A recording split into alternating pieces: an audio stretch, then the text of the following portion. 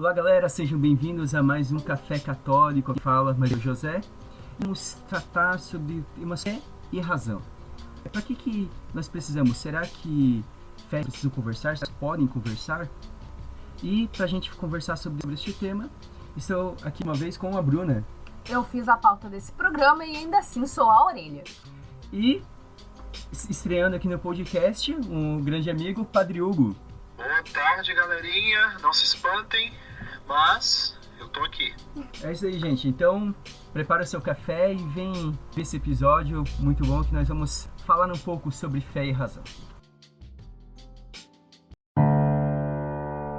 Olá, vamos para os recados. Gente, eu vim aqui rapidinho para explicar a situação que no primeiro podcast nós comentamos. Se um padre não pode comer glúten ou consumir álcool, o que se faz? Qual a orientação da igreja? Então, encontramos a resposta. No caso de um padre que não pode consumir álcool por algum motivo, ele vai consumir um vinho que é chamado mosto. É um vinho no começo da fermentação e está bem leve de álcool, bem leve mesmo. Mas ainda assim é necessário que tenha uma fermentação. Por quê? Porque senão é suco de uva. Não é possível fazer a consagração com suco de uva, né? Porque foge a fórmula, então não é permitido. Então ele é bem no comecinho da fermentação para poder servar. E também na questão do padre que não pode comungar, que não poderia ingerir glúten, né? Também é feito uma hóstia, mais ou menos no mesmo esquema do mosto, que é bem pouquinho de glúten. Daí a questão de ir adaptando a receita, né? Então,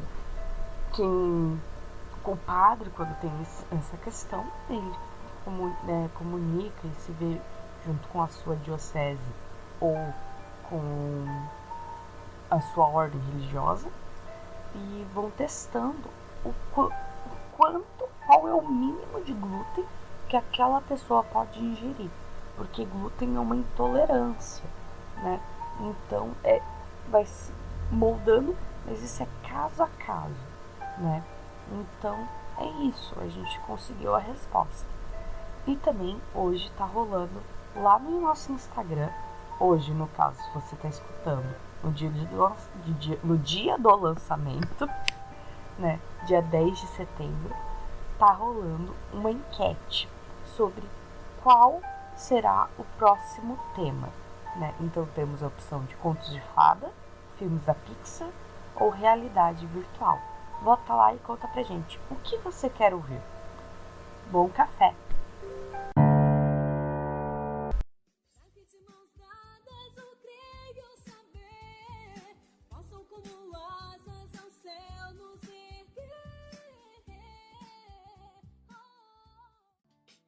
Podemos começar, né, falando que...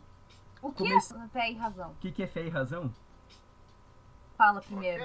Quem fala o que é fé e o que é razão? Eu acho que primeiro começar a entender que fé e razão foi sempre um problema, foi sempre uma questão tratada na igreja, desde o início, né? Uma das questões principais, assim, sabe, desde o início.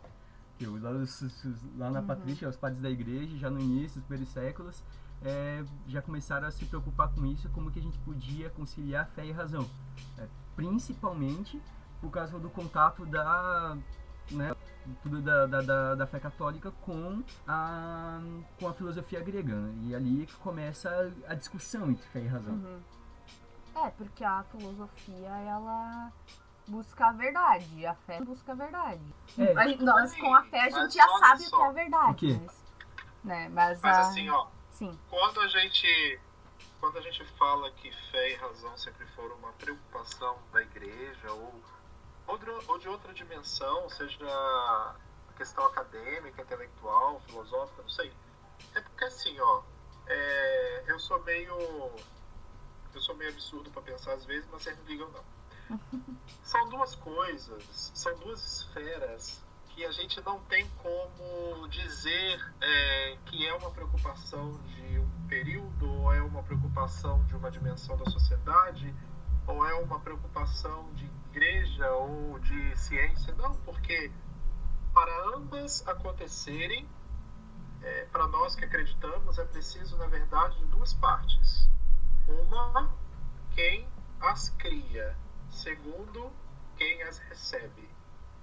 E ambas, nós cristãos acreditamos que sejam dádivas, dons de um Criador só. E também acreditamos que ambas só são possíveis de acontecer num receptor só, que no caso somos nós. Desde quando há humanidade, desde quando há intenção divina, há fé e razão, entendeu? Essa compreensão que eu acredito que demorou para acontecer. Realmente, Não sei se... bem interessante mesmo. Eu acho que essa compreensão demorou, né? Então, daí por isso que sempre houve muitas disputas, né? Muitas disputas. Gente que existe até hoje, na verdade, né? Que só quer a fé, gente que só quer a razão, que como acha se que uma não fosse mais valorosa, mais valiosa do que a outra, né? Fica nesse... E não. Eu acho que e talvez assim foi se tendo algumas respostas ao longo, né? Se a gente for olhar assim para doutrina da igreja, nas partes da igreja, tendo algumas respostas e que muitas vezes é apontado como a primeira não a primeira grande resposta, mas é que foi por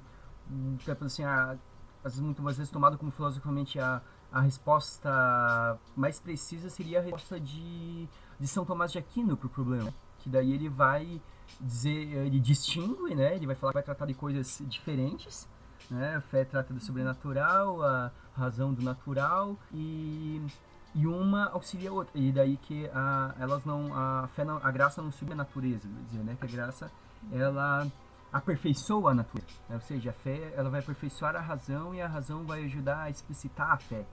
Eu acho que é isso que passa nesse sentido, né?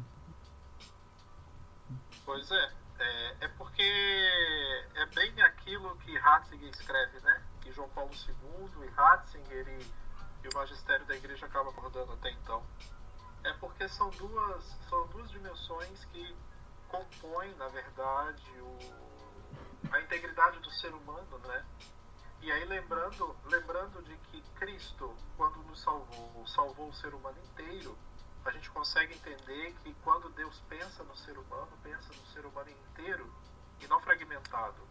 Pensar que uma é mais importante que a outra, ou valorizar mais uma do que a outra, ou menosprezar uma e deixar a outra, é exatamente trabalhar contra isso, contra essa verdade criacional, contra essa verdade existencial. O nosso processo de conversão, ele busca justamente nos tornar unos, né? Conosco, para então sermos com Deus, claro, passando pela dimensão do próximo. Fé e razão são duas esferas importantes, porque uma verdade vai fundamentar a outra, uma vai justificar a outra. Realmente isso essa é a concepção que a gente acaba tendo, né? Que precisa ter, né? Que a igreja pede que a gente tenha. Só que, infelizmente, às vezes algumas pessoas dentro da igreja não têm, principalmente fora, acaba tendo muitas dificuldades. E são reflexos de uma coisa que aconteceu principalmente na Idade Moderna, ali, né? Que começou a ter uma grande separação entre com avanço científico, com uma concepção diferente da razão, começou a entrar muito em choque, fé e razão, e a gente acaba sentindo esses choques até hoje. A gente essas dificuldades. Se no tempo patrício medieval era mais fácil, apesar de fé e razão caminharem juntos, hoje em dia para alguns parece impossível, muito por aquilo que aconteceu na Idade Moderna. Que se cria o pensamento de que, né, que se você estudar demais, você pode acreditar. Porque as coisas começam a parar de fazer sentido. O homem está inserido num período e o homem está inserido numa cultura.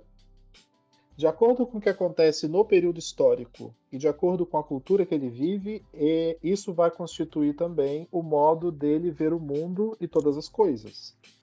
Então é claro que na Idade Moderna, na caída da Idade Média, né, na baixa da Idade Média, início da Idade Moderna e caminhando para a contemporânea, a gente vê que o homem passa a enxergar o mundo através da experiência, né?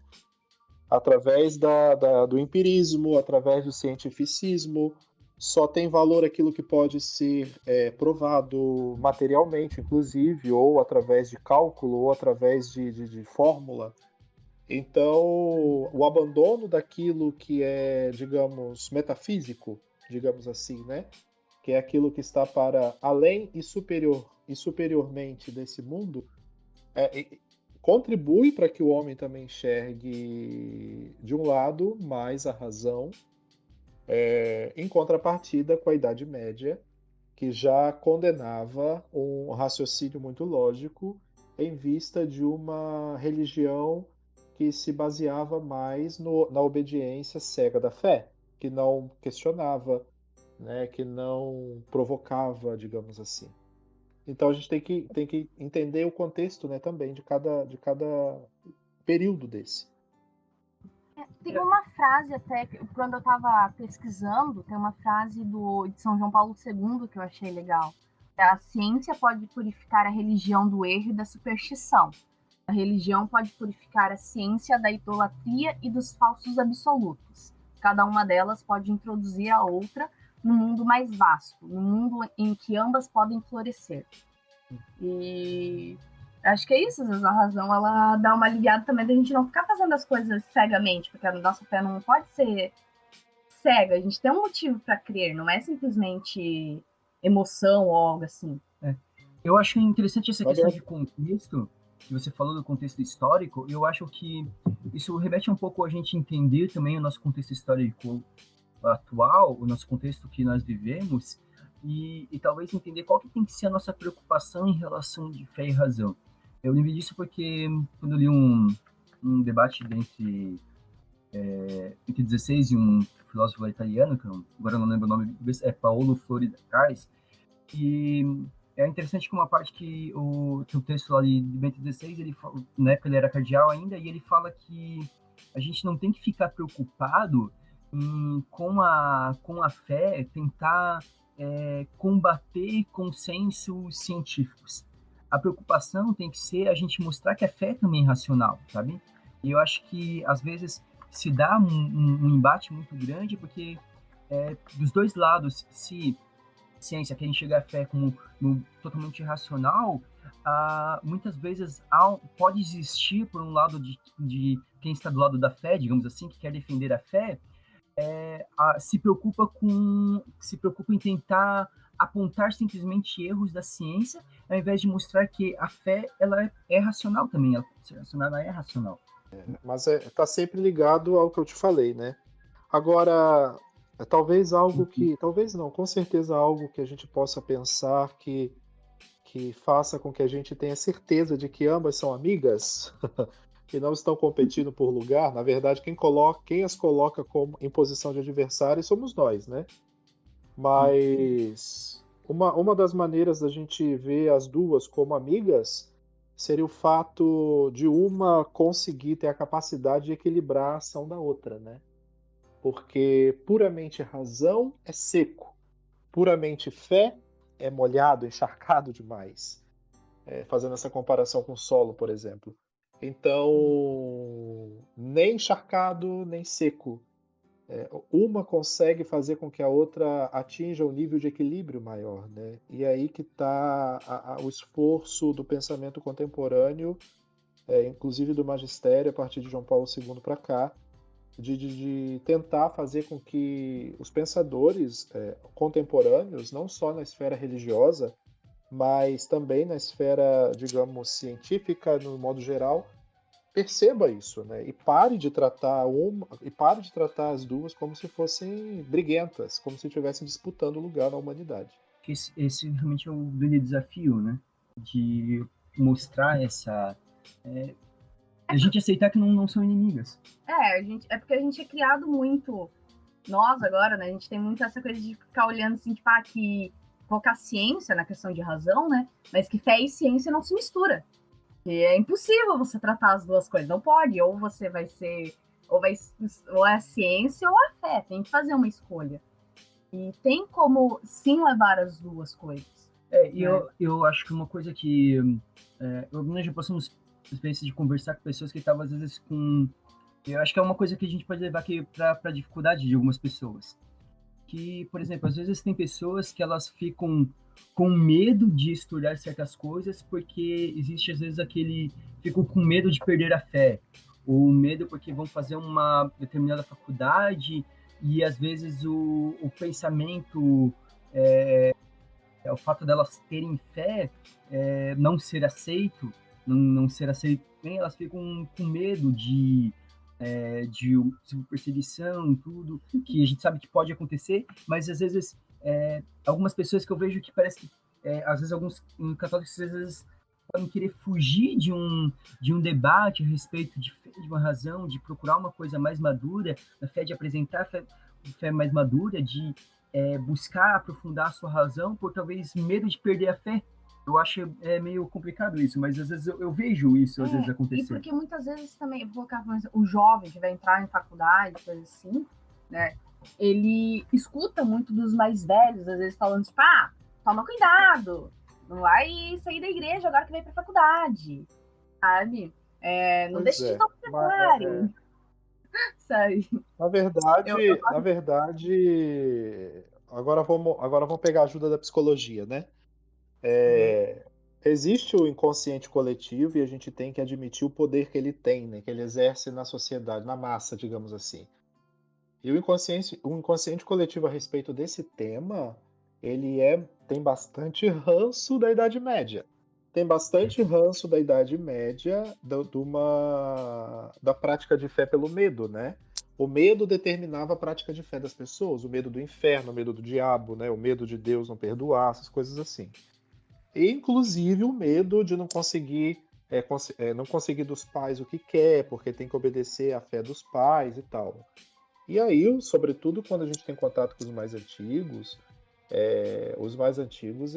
uma das coisas que eles ensinam é justamente essa. Agora eu vou confessar uma coisa para vocês. Eu entrei no seminário em 2008, lá no Rio de Janeiro.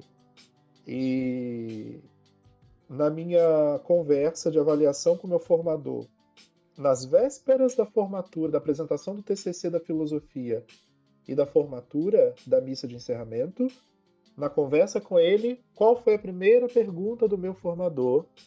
Você ainda continua com fé? Então, para você ver que até na cabeça, né, de muitos dos nossos formadores, padres, ainda paira isso. É um período perigoso a filosofia? É perigoso. A questão é que você tem que estar bem resolvido em relação à sua fé também, né? E as pessoas hoje, se tiverem que escolher entre resolver sobre a fé e resolver, por exemplo, sobre o seu time de futebol, as pessoas vão querer resolver sobre o time de futebol muitas vezes. E a fé vai deixar para depois, porque no inconsciente coletivo se diz que para ter fé, basta você dizer que é católico, basta você saber os mandamentos e ir na missa dia de domingo com a sua família. Digamos uma relativização, assim, né, da fé, dos valores, tudo. E realmente não é essa procura de um aprofundamento. E se tem realmente muito essa ideia, assim, sobre estudo, sobre a fé. A Bruna estava conversando, estava comentando, tô lembrando, ela falou que o padre falou para ela que, tipo, que fazer filosofia perde a razão e fazer teologia perde a fé. Ele falou meio brincando, assim, um pouco, mas é a ideia que as pessoas têm. Tipo, se eu estudar demais, eu vou deixar de acreditar. Mesmo que eu estude coisas da igreja, às vezes eu vou deixar de acreditar. Porque eu vou tornar racional demais, eu tenho que ser emoção. Para alguns parece que, às vezes, a fé ela tem que ser puramente emocional. O que é um problema, o que não é verdade. O que nunca foi verdade para a igreja, ser puramente emocional. A verdade, ela não é uma revelação puramente emocional.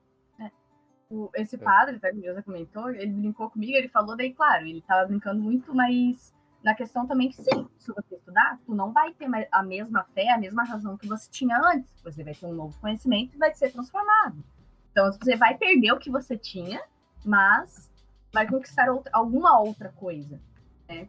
E às vezes o pessoal fica muito nesse medo, assim, tipo, de não pode ver as questões históricas, o que traz, né, o levantamento que se tem dos estudos atuais, que vão trazer algumas verdades de como a igreja foi construída, né? e pensamentos que foram fortalecendo a fé. E o pessoal acha que não pode estudar isso. Não, mas é o que eu te falei, né? É o que foi ensinado por muitos e muitos séculos, inclusive. É tudo muito secreto, né? Tudo tem que ficar na penumbra. Meu Deus, não joga a luz da razão em cima.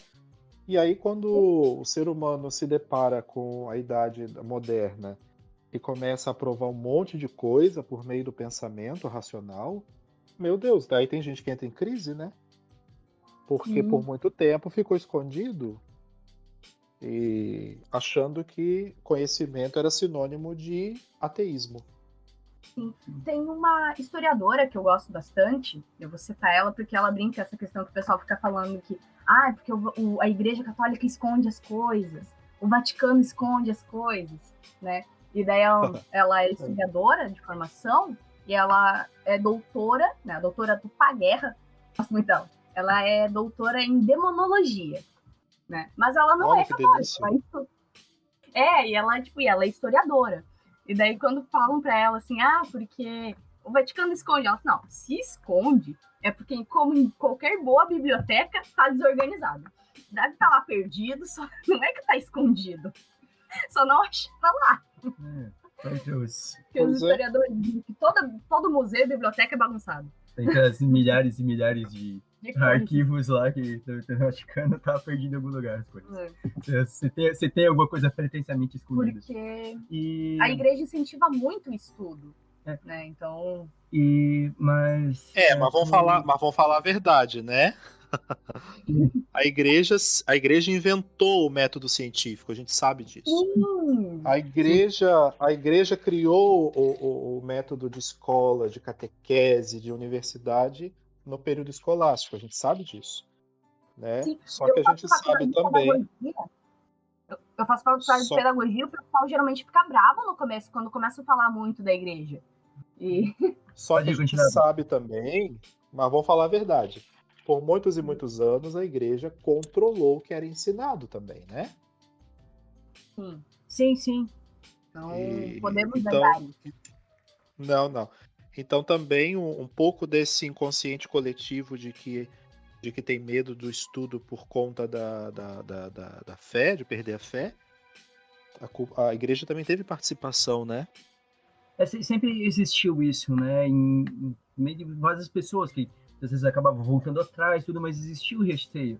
É interessante quando você vai ver até, por exemplo, dos franciscanos, que já se de início não queria que os seus freis estudassem de jeito nenhum, porque deixavam que eles iam ficar soberbos, que a fé, que já nem mais vivia a humildade. Ele teve que ser convencido, né, que se haviam pessoas que tinham aptidão para o estudo, elas iam estar negando o dom de Deus se elas não estudassem, né? Então, e daí começam, né, a ter cristãos que são enviados para estudar, né? Exatamente. Mas é para ver como havia até um dos maiores santos nessa igreja, ele havia esse medo nele. Depois, claro, ele ficou convencido. Sempre existiu esse medo, as pessoas, e como o senhor falou, desse inconsciente coletivo que ronda a gente até hoje, que existe nós até hoje. Então, de que parece que são coisas opostas e que foi alimentado por várias coisas, alimentadas por decisões da igreja, por pensadores fora da igreja também, e de que é tudo antagônico, de que é secreto, de que há sempre muito perigo, muito medo, e daí acontece que as pessoas recebem isso, e daí a gente vê uma questão de muitas pessoas que elas acabam tendo, às vezes até meio que um medo de estudar realmente, por causa desse consciente coletivo. E assim medo e falta de... E talvez uma falta de empenho, talvez às vezes de aprofundar a fé, como o senhor falou, às vezes naquele momento que o senhor falou sobre, às vezes prefere resolver o time de futebol do que resolver a fé, eu prefiro ir lá e conhecer melhor sobre futebol, saber todos os detalhes do meu time, acompanhar, ver que está acontecendo isso e aquilo, ao invés de ir lá e digamos, o que a igreja de fato diz sobre determinado assunto. A gente prefere ficar só com as informações catadas, assim, né, porque fulano disse aquilo, fulano disse isso, e fica assim nas informações assim, encontradas, mas eu não procuro ali, mas nesse tema aqui, o que a igreja diz de fato? O que a igreja fala? Como que a igreja se posiciona? Essa falta de interesse é algo histórico também. Porque Também, né? Claro. é histórico também essa falta de interesse, porque, de certa maneira, a igreja também é responsável por isso.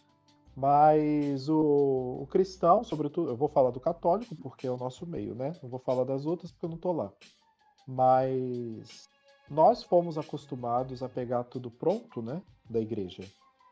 E a igreja, como se comportou muito tempo, até por exigência histórica também, vamos admitir, como aquela que era digamos, deixa eu usar uma palavra aqui menos forte, aquela que era detentora do que era verdadeiro, do discurso verdadeiro por muitos e muitos séculos, que dava a ela, né, o poder que ela sempre teve no passado, ela acabava dando tudo pronto e não admitia questionamento, né? Então, hoje a gente brinca e tudo, mas naquela célebre frase que quando começa alguma discussão e a pessoa fala, religião não se discute. Como não, né? Porque se não se discute religião, você está admitindo que ela não tem justificativas, que ela não tem porquê, né, de dizer o que diz. Então, religião se discute sim. Não se pode ter briga, conflito, essas coisas, mas se discute sim. É que daí também tem a confusão que o pessoal não sabe o que é discussão, né? O que é discutir um assunto. O pessoal acha que discutir é já sair no grito. É porque que daí é um outro problema, É né? um outro problema Nossos também tempos que histórico. é histórico, mas a gente vê um pouco mais acentuado, assim, nesses tempos fica mais fácil da gente ver por causa das redes sociais, porque geralmente as pessoas não estão dispostas a aceitar ou ouvir nada contrário, elas querem só receber aquilo que já confirma o que elas pensam, né? Eu quero continuar naquela minha verdade pronto e ponto final. Porque é confortável, não quero sair daqui. É confortável.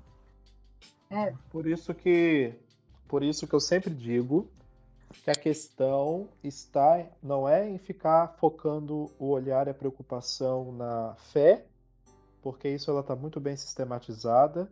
Não é ficar focando a preocupação na razão, por exemplo, porque isso nós temos aí grandes pensadores, grandes cientistas, grandes teólogos, filósofos em todas as áreas que pensaram, que estudaram e continuam fazendo, mas o foco é o ser humano, né? O ser humano bem construído significa uma compreensão melhor de todas as coisas. Um ser humano menos construído ou com uma qualidade de construção inferior, digamos assim, também vai ter dificuldade em atingir, né, essa compreensão mais do todo. Então é um ser humano, na verdade. Digamos que o foco tem que ser na antropologia, numa visão antropológica, e mais do que uma visão teológica e científica, mais antropológica. O que aquilo contribui para o homem, né, como um todo. Então, tipo, vai resolver o que contribui para fazer com que o homem cresça naquilo que eu estou discutindo, naquilo que resolve. Às vezes se perde muito assim em pequenas linhas, em pequenas coisas, pontos assim que muitas vezes não são nada relevantes assim no muro, e quando o foco, como se disse, deveria ser a gente ter um olhar mais global, né, do ciclo do homem, entender ele como um todo e discutir ele como um todo.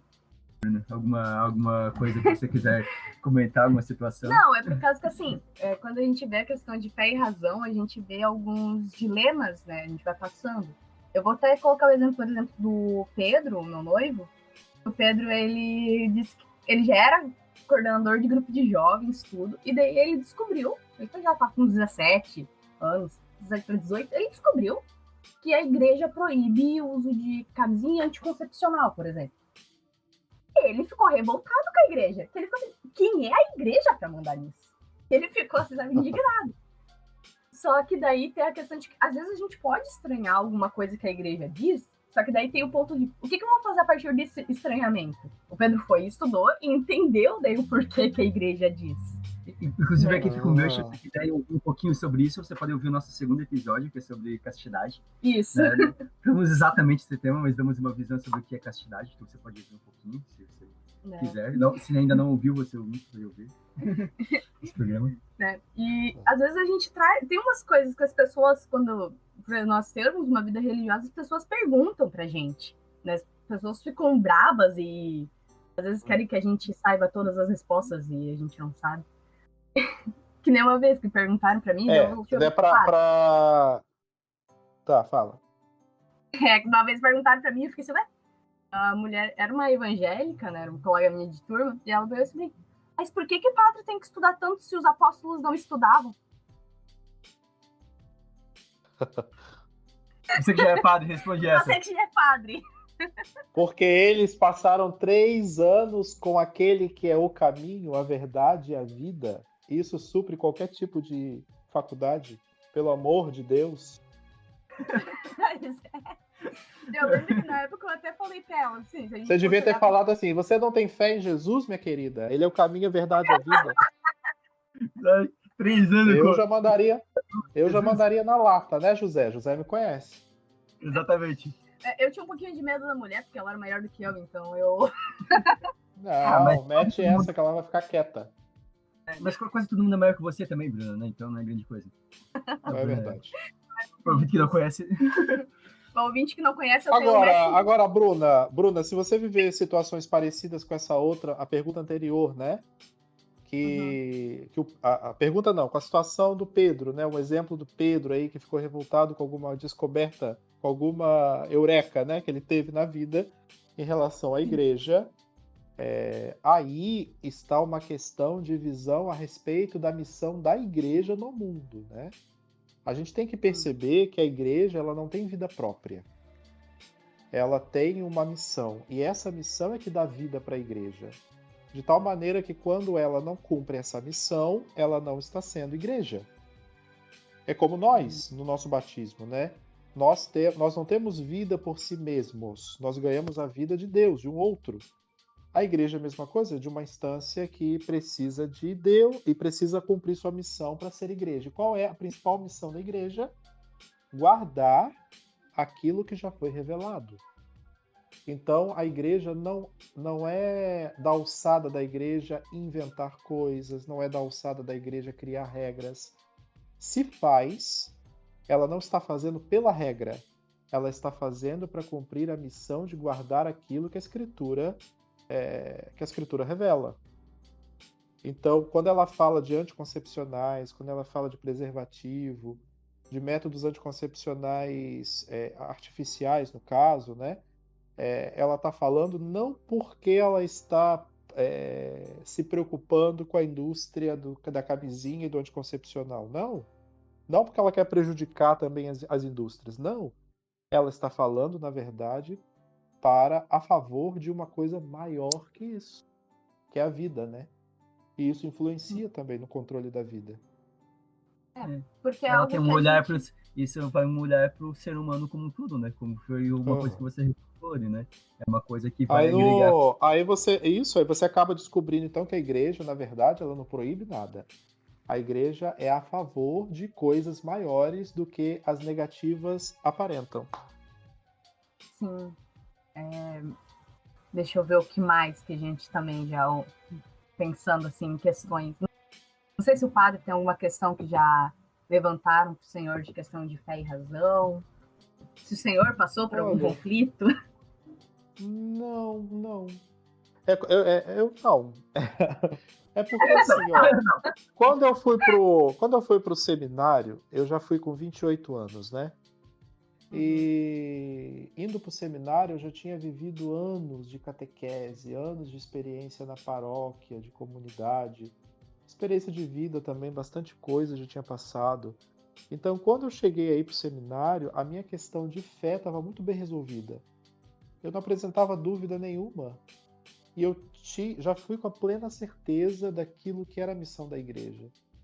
E aí eu não vivi conflito nenhum. Na verdade, o que eu, por exemplo, tive de contato com a filosofia, que é tida hoje ainda como uma grande vilã da fé, né? Que coloca todo mundo em crise. Na verdade, ela serviu para reafirmar o que eu queria da vida. Então, eu insisto em dizer que a preocupação maior tem que ser o ser humano, né? Interessante que é mais ou menos o que eu tô vivendo também, né? Entrei com 20... Quantos anos eu entrei mesmo no seminário? 26. Com 26. Eu me perdi. 45. Eu sei porque eu tinha 21. Estou com 28 agora, eu tenho com 26, mas foi uma coisa bem parecida. Eu tô fazendo a filosofia agora e só tem me ajudado, assim, a confirmar coisas da minha fé, assim. Não tem uma crise por causa da filosofia, né? Tipo, essa dúvida sobre outras coisas, mas por causa da filosofia, por causa do estudo, realmente não. Eu acho que estamos já num tempo legal do programa, né? Está. Estamos já, 38 minutos. Então, assim, agora pra gente ir encerrando só, Rodrigo, daí uma coisa que eu não te avisei antes, mas a gente Pega na surpresa agora, mesmo, tem que ser pegar uma na surpresa, assim, que é legal. É que a gente sempre termina o podcast dando alguma dica de indicação cultural. Então, assim, se você quiser, né, alguma coisa indicar, talvez em relação ao tema, ou talvez isso nem precise ter ligação diretamente com o tema, mas se você quiser indicar alguma coisa para os ouvintes, talvez um livro, filme, alguma coisa para que eles podem consumir, que talvez ajudaria, questão de fé e razão. Vou falar Vingadores, tô brincando, vou não. Isso é bom. Olha, eu vou indicar o clássico, né? Qual é o clássico? É quando é o documento da igreja, Fides et Ratio, que é o magistério papal, naquele livrinho laranja, que você hoje acredito que já consiga baixar 0800 na internet. Esse é clássico, tá? Agora, dá uma olhada no catecismo, né, gente? Quando a gente olha lá a respeito de fé no catecismo, lá tem uma frase a respeito de fé que é uma conciliação perfeita entre fé e razão. Só uma frase. O catecismo vai falar que a fé ela tem que ser objeto da nossa adesão pessoal. O que isso quer dizer? Que a gente não consegue aderir nada se a gente não escolhe aquela coisa. E para a gente escolher aquela coisa, nós temos que ter liberdade. E só tem liberdade quem usa a razão. Olha aí que maravilha. Então, fé como dom de Deus, é um dom de Deus, um dom espiritual que vem do céu, que significa a capacidade de crer. E quando se fala em capacidade, você já remete ao seu pensamento à razão. Né? Se tem capacidade para crer, significa que essa capacidade de crer também passa pela capacidade de escolher por aquele crer. Então pronto, está conciliado. Excelente. Muito bom. Fecha de maneira brilhante. Gostei. Bruna, alguma dica? Eu vou indicar Razões para Crer, que é um livro do Scott Hahn. E... Muito bom também.